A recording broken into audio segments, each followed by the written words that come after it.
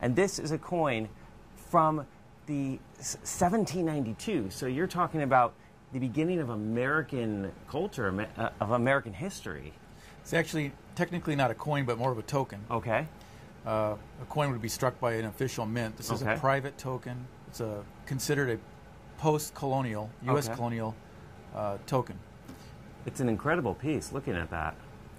Yeah, it's called the Kentucky token. It's a nickname, really. It has nothing to do with Kentucky other than the top star in the pyramid has a K, which stands for Kentucky.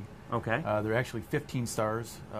Those were the 15 states in the Union at the time. Okay. And how does a coin like this survive for well over 200 years? Well, these were struck in England, actually, by English citizens that were pro-American. Now, remember, this is after the Colonial War, or the American Revolution. Okay. And a lot of English citizens were very happy about that, so they struck coins. This is a pro-American coin for America, and it was, most of these would have circulated not in Kentucky, but along the eastern seaboard. Oh, wow. So in 1792, the U.S. Mint was not yet established, and there was a shortage of small change.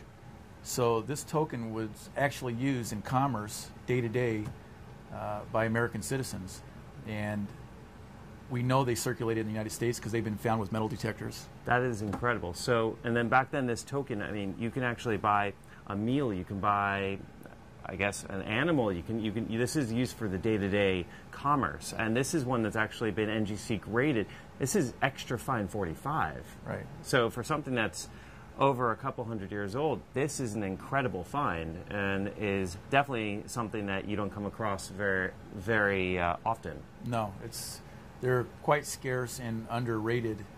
If you go to a coin show, you'll see thousands of certain types of coins, but you'll see maybe 2 or 3 Kentucky tokens. Wow. So this is definitely undervalued. It's definitely a hard to find piece, and in terms of existence, I mean, you can't think more than a few hundred, maybe a few thousand exist in totality, I would imagine. I think you're accurate with that estimate. It's a supply and demand issue.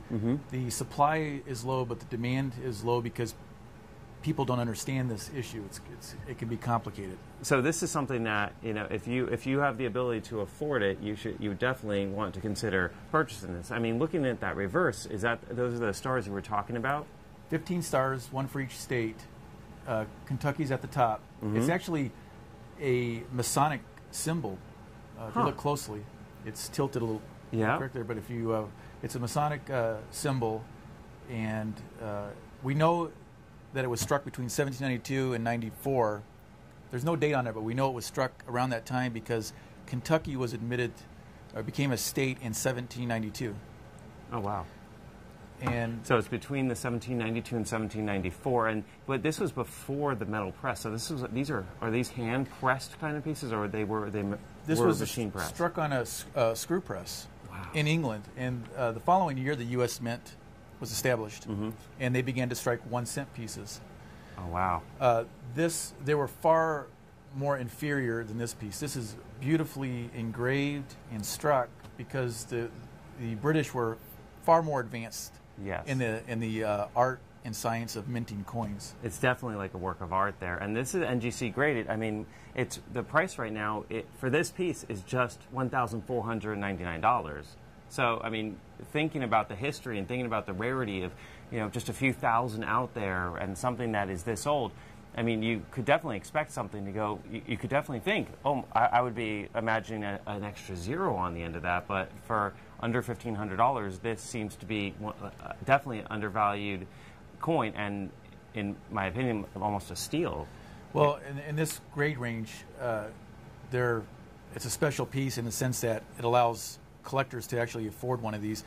I've sold higher grade examples for many thousands more with red coloration, very high grade. And you mentioned red there. There are three designations for all coppers and tokens: red, brown, and brown. Right. So, and this would be the brown example. That's because it's circulated. Okay. But imagine then if the coins could talk. So I mean that's a really It bought a dinner in the 1790s for someone. It bought piece of bread, maybe. That's amazing.